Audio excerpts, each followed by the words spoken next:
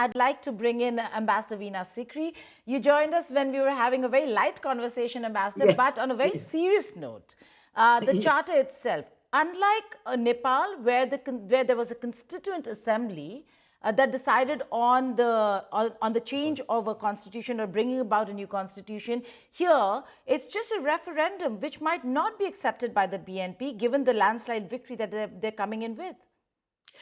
Quite frankly, the July National Charter of 2025, is an unconstitutional document. The Absolutely. Yunus regime had no authority to Absolutely. start constitutional reforms. The entire Constitutional Reform Commission that they set into motion was unconstitutional. And in fact, all the political parties, BNP at the head of all those parties, have actually opposed the constitutional reforms. Originally, Yunus came in saying we need 4 years for reforms and then we'll look at elections. But it was the opposition of the political parties that forced them to bring the dates forward and ultimately this. So I think that with this victory for Tarique Rahman's BNP, and I heartily congratulate them, and I congratulate most of all the people of Bangladesh, because they have shown that they will not fall for Jamaat-e-Islami's exhortations.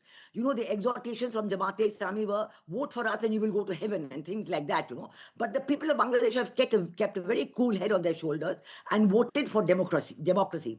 And Tarique Rahman in the beginning was actually campaigning for a no on the referendum. But in the very last few days, under persuasion from Pakistan and the Jamaat-e-Islami and Yunus himself, he started campaigning yes on the referendum. But I think he should now go back to his no campaigning and say that the referendum is thrown out of the window.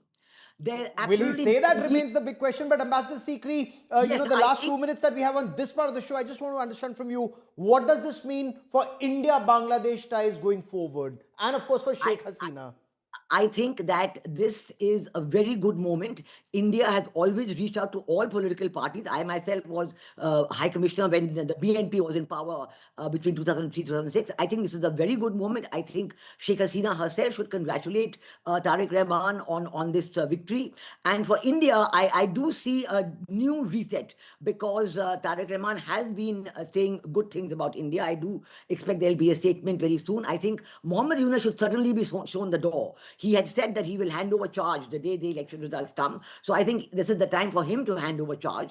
And all that, kind of very public support that UK and USA were giving to Jamaat-e-Islami, that too should be very much out of the window. They have no place, in this dispensation. So I think that it's a very good thing for democracy in Bangladesh. I really congratulate the people of Bangladesh for really showing the way out of an impasse which had been reached because of Yunus and backed by Pakistan and the Western democracies, so-called democracies, because they will never accept that Republican Party will not take part, but they did here leave the Awami League out. I think it's a time for Awami League to recognize the democratic revival in Absolutely. Bangladesh.